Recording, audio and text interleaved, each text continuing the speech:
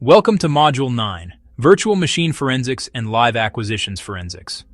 In this module, we explore how digital investigators analyze evidence contained in virtualized environments, machines that exist only in software. We will also examine the methods and challenges of performing live and remote acquisitions, where data must be captured while systems are still running.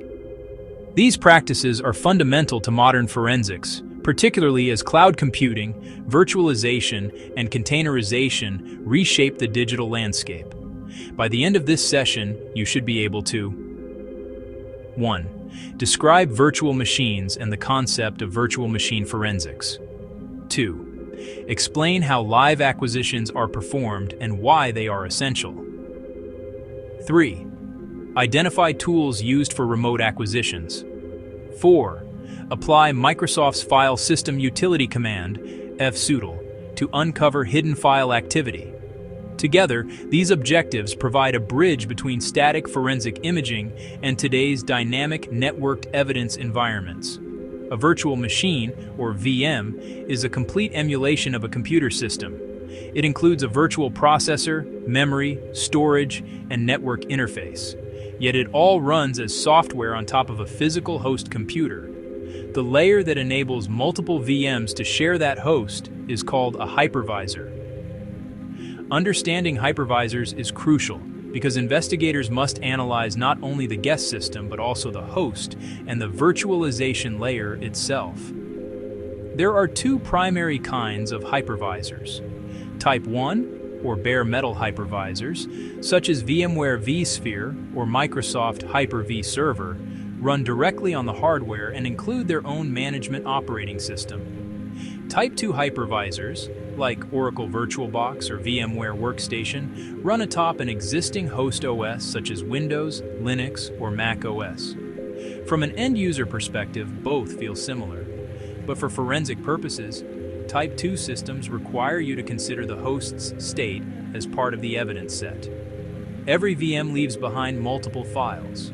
For example, VMware uses .vmdk files for virtual disks, .vmx for configuration, and .log files for operational history. VirtualBox relies on .vdi or .vbox formats, and you may also see .ova or .ovf packages used to transport pre-configured VMs. A thorough investigation begins by locating these artifacts on the host, imaging them, and verifying their integrity through hashing. Indicators of virtualization can appear in many places. Entries in the Windows registry, virtual network adapters, special device drivers, or folders in user directories labeled virtual machines. Some systems even run nested VMs, meaning a virtual machine inside another virtual machine. An investigator must determine not only whether virtualization exists, but also whether it was used to conceal malicious activity or bypass security controls. A consistent workflow helps maintain evidentiary soundness. 1. Image the host computer. 2. Locate virtualization software in VM files. 3. Export and hash all associated components. 4. Mount or convert the VM image for examination. 5. Use forensic tools, such as FTK Imager, Magnet Axiom, or OS Forensics, to analyze the contents. This structured process ensures that both the host and guest evidence are preserved and correlated. Unlike static imaging, a live acquisition captures data from an active system before it is powered down. This is particularly valuable when investigating ongoing intrusions, ransomware incidents, or insider misuse, cases where critical evidence exists only in memory or temporary files. However, live acquisition must follow strict documentation and hashing protocols to demonstrate that collected data has not been altered. The concept of order of volatility, or OOV, defines how quickly different data sources change or disappear. CPU cache and registers are most volatile, followed by RAM, network connections, and finally disk and archival storage. A skilled examiner works from the most to the least volatile, capturing what may be lost first. This disciplined approach preserves transient information such as passwords, processes, and active connections. A typical live acquisition sequence involves 1. Preparing a forensic bootable CD or USB. 2. Logging all investigator actions. 3. Saving captured data to a secure external or network location. 4. Copying physical memory, RAM. 5. Capturing relevant system state or network activity. 6. Calculating hash values for validation. These steps may vary slightly depending on organizational policy and the tools employed. Performing a live capture inevitably interacts with the system, potentially altering volatile data. Thus, investigators must weigh necessity against contamination risk. In volatile high-value scenarios, such as active intrusions, the evidentiary benefit outweighs the minimal footprint left by acquisition tools, provided procedures are meticulously documented. In Windows environments, several tools assist in memory capture. FTK Imager can dump RAM alongside disk images. Mandiant Memorize specializes in process and DLL analysis. Belkasoft RAM Capturer is lightweight and fast. And forensic distributions like Kali Linux provide GUI utilities for quick acquisition. Graphical tools are convenient but may consume extra resources. Command line alternatives give greater control and precision. Linux systems pose additional complexity because of multiple kernels and distributions. Two common utilities are LIME, the Linux memory extractor, and Volatility, used for analyzing captured memory images. During Linux acquisitions, priority typically follows this order: RAM, system logs, network traffic, and finally the persistent drive. Sometimes, investigators need only particular files rather than entire disks. This selective acquisition approach reduces data volume and speeds analysis. Windows commands such as xcopy and robocopy, or forensic imaging tools like FTK Imager Lite or Xways Imager allow targeted collection of directories, document types, or time-stamped items relevant to the investigation. When evidence resides across a network or in the cloud, a remote acquisition becomes necessary. This process involves monitoring or imaging devices from afar, sometimes across continents. It requires administrative privileges, proper authentication, and secure encrypted channels to prevent data interception or tampering during transfer. Belkasoft R can perform remote captures of internal and external drives, live memory, and even mobile devices. It uses endpoint agents installed on target systems, communicating with the forensic workstation, the server, through SSL encrypted channels. This architecture ensures data confidentiality while allowing investigators to gather evidence without physical access.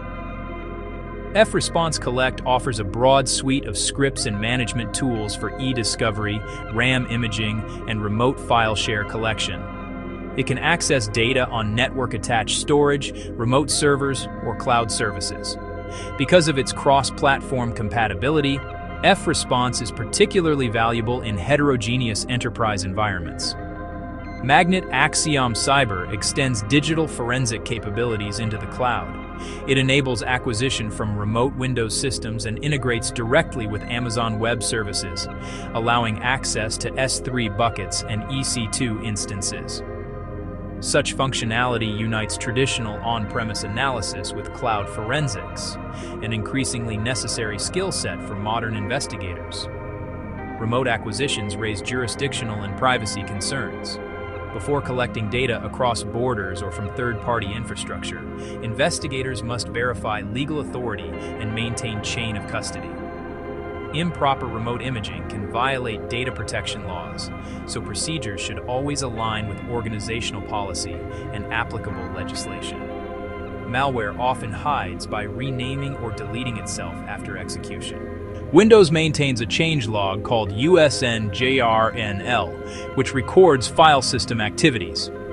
By running the command fsutil usn reajournal-c, an examiner can read these logs to identify renamed, deleted, or modified files.